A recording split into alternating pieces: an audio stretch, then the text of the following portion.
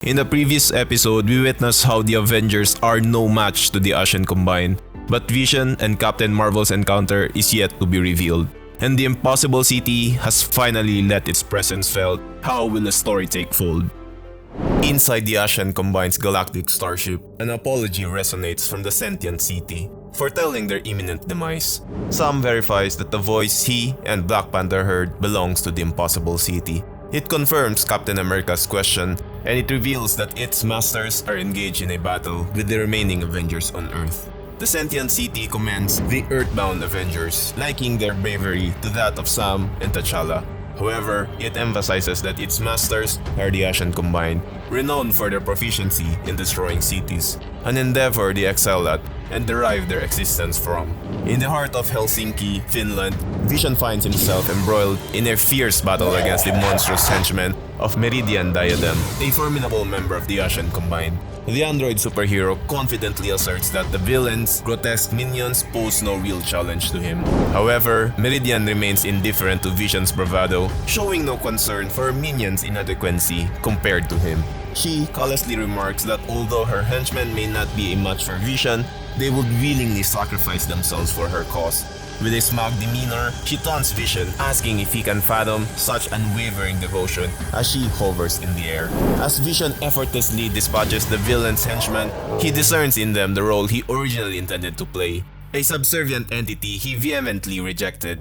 He declares his refusal to consent to the destiny she envisions, where the city's populace becomes her subjects. Unperturbed by Vision's defiance, Meridian dismisses his words, asserting that once she has imprisoned every city inhabitant, they will comprise just a fraction of her formidable forces. Vision raises a colossal question, seeking the armies Meridian proudly boasts of. He muses that her current collection of henchmen appears conspicuously lacking in diversity and organization, presenting a dramatically horizontal configuration. In a sudden and eerie transformation, the villainous body gradually splits apart at the seams, while Meridian derisively ridicules Vision for failing to grasp her true nature. She unravels the enigma, revealing that her formidable army resides within her, for she is their progenitor. Taking on a monstrous and imposing form, she boasts with pride that she is about to demonstrate to the android the depth of her assertion. Back in the confines of the Impossible City, the conscious entity initiates the projection of multiple visual feeds into the sky, offering Black Panther and Captain America a glimpse into the truth. It elucidates that within Meridian's body resides an incalculable number of Janissaries, all harnessing the formidable power of the Tesseract. The spread of Idol Abalaster's field of worship compulsion is set to expand exponentially as she extends her influence. The city-smith possessing the extraordinary ability known as metrokinesis renders himself nearly impervious to harm. Concluding its exposition, the conscious city exalts the awe-inspiring aura of psychic carnage of the dead and Lord Anvi, a living embodiment of entropy, accentuating the sheer invisibility of the Ashen Combine. T'Challa then raises concern about the sentient city's fate, pointing out that the previously planted bombs are poised to obliterate it once activated. However, the city maintains a different perspective, asserting that the explosive won't achieve the outcome. It encourages the two heroes not to lament its potential demise, as they remain unaware of the intricacies of its construction. The conscious city clarifies that while the bombs will certainly inflict damage, it anticipates being at least 72% functional post-detonation. Attempting to ease T'Challa's apprehensions, Sam interjects, expressing bewilderment at the city's prior declaration of impending doom, while it exhibits no signs of hostility towards them. The city acknowledges Sam's observation, acknowledging the unfortunate nature of the situation. Meanwhile, in Manila, Philippines, the city witnesses a resounding explosion caused by Captain Marvel's assault on Lord Anvi of the Ashen Combine. However, the living embodiment of entropy effortlessly withstands Carol's attack, expressing admiration for her and her comrades, finding them to be unlike the unremarkable adversaries they've encountered thus far. Frustrated, Carol demands to know if he intends to engage in combat, but the living entropy calmly declines, turning away and walking it off. As Carl charges forward for an attack, the living entropy on his back maintains his stance, reiterating his aversion to combat and his preference for allowing events to unfold naturally.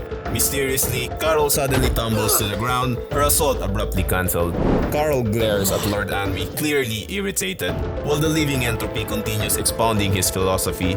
He asserts that everything across all universe gradually succumbs to a state of decline, underscoring entropy as the ultimate and undeniable truth. Unperturbed by his words, Captain Marvel seizes a nearby car, poised to hurl it at Lord Anwi, who remains nonchalant and casually remains that he merely expedites the inevitable process. In a swift motion, Carol propels the car toward Lord Anwi, who calmly informs her that he embodies the void. His unique ability, the entropic field, exerts a compelling force that draws everything into it, from the life force of the city's inhabitants to the energy within molecular bonds. Abruptly, a protective blue force field-like flame manifests, suspending the car mid-air and prompting a look of astonishment on Carl's face. Lord Anwi asserts that he has never known satiety throughout all his years, emphasizing the greedy nature of his power. The Impossible City embarks on an elaborate narrative, divulging the tale of its inception and the acquisition of consciousness. It avows its unwillingness to partake in the atrocities orchestrated by its masters, emphasizing that it was originally conceived for nobler purposes under the guidance of a heroic creator who bestowed upon it a different name. The Ashen Combined, however, transformed this sentient city into a mere instrument, a weapon to be wielded. Both the City Smith and Meridian manipulated it to align with their desires. It proceeds to clarify that the City Smith superstructure infiltrates the city like a parasitic nervous system, a notion validated by T'Challa's intersection with nearby piping. As Sam examines a wall adorned with fractured wiring and assorted materials, the city discloses how Meridian scorched its memory cores, rendering it a mere semblance of its former self, a craven serf. It elucidates that its traitor brain prevents direct opposition to its masters, regardless of its inner turmoil and yearnings. The city concluded its revelation by underscoring that the Ashen Combined imparted it with a conscience, an act of cruelty that greatly amuses them.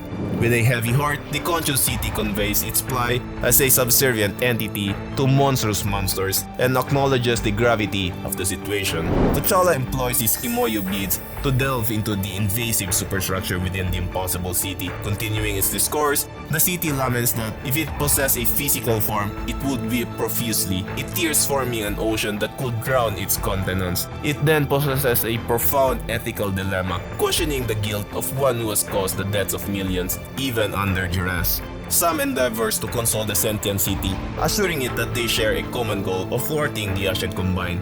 However, the Impossible City, overcome with emotion, vehemently responds to Sam, expressing its yearning to act but its incapacitation due to its circumstances. A multitude of armored and masked warriors sprint relentlessly towards the central pathway of an undisclosed location, flanking the path. An unending array of creatures, diverse in form and size, populates the surroundings.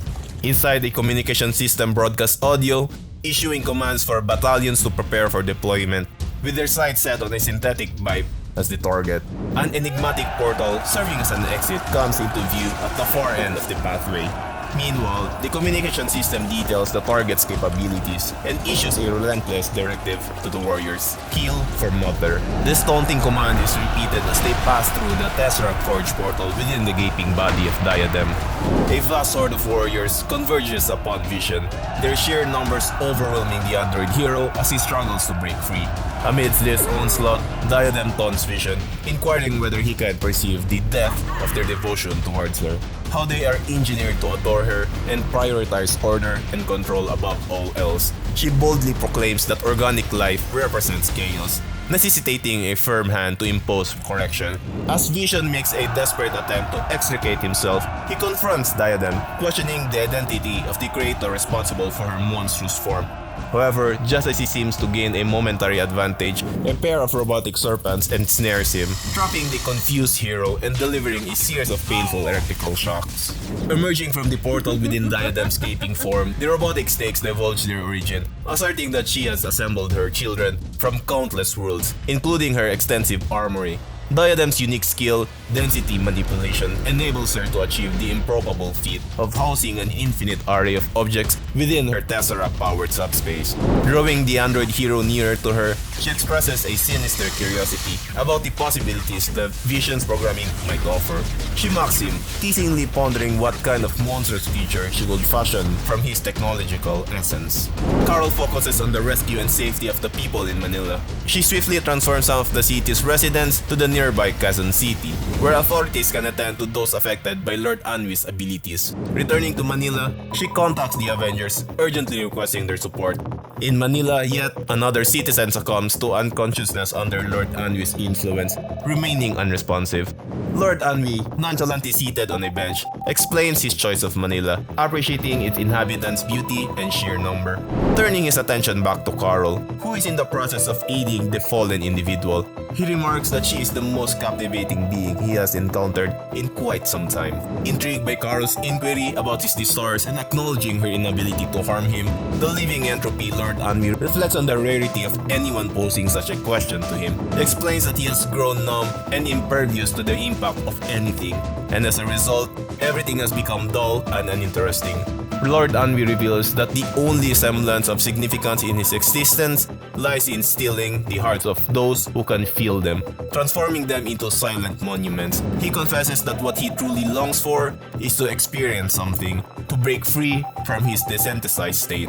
Lord Anwi extends his dialogue, asserting that Carol's effort to save lives are ultimately in vain. However, he contradicts himself by permitting Captain Marvel to continue her humanitarian actions, considering her a willing witness to the horrors he perpetrates. In a somewhat paradoxical statement, he admits to deriving a peculiar enjoyment from her presence, suggesting that he relishes her company as much as he can derive pleasure from anything. As Captain Marvel proceeds to rescue another fallen citizen, their strange dynamic persists. The sentient city persistently presses Sam and T'Challa with the same question it had posed earlier. It proceeds to offer its answer, which leaves both heroes in a state of shock. It intends to limit further harm by terminating itself. Sam urgently attempts to intervene, imploring the conscious city to reconsider, but it abruptly interrupts him, asserting its capacity to self-destruct, while remaining incapable of opposing its masters. The city underscores the catastrophic consequences of the Ashen Combine's continued presence on Earth. Still, it offers a modicum of solace by affirming that it will be the last world to succumb to its dominion. However, T'Challa expresses a divergent viewpoint, having comprehended the city's suffering and involuntary transformation into a monstrous entity. He echoes the sentiment of his fellow Avengers, firmly uttering the word no, a declaration echoed simultaneously by both Sam and T'Challa. The sentient city finds himself perplexed by the persistent response from both heroes. Sam takes a moment to elucidate their identity, stating that they are the Avengers, a team dedicated to preventing the loss of innocent lives at all costs. Simultaneously, T'Challa and Sam articulate the core mission of their team, an unwavering commitment to refuse surrender, to confront death unflinchingly, and to declare no in the face of adversity steadfastly. In the final panel, a powerful and resounding no is echoed by each remaining Avenger on Earth, including Thor, Vision, Scarlet Witch, Iron Man, and Captain Marvel. Their collective refusal signifies their unwavering determination to continue to fight, united in their resolve to confront and overcome the challenges ahead. So that's the end of the episode. I'm excited to see whether the Impossible City will choose to cooperate with Captain America and Black Panther. But for now, as we wait for the next episode to drop, subscribe to the channel so you don't miss out when that video drops. This is Carl, and see you in the next one.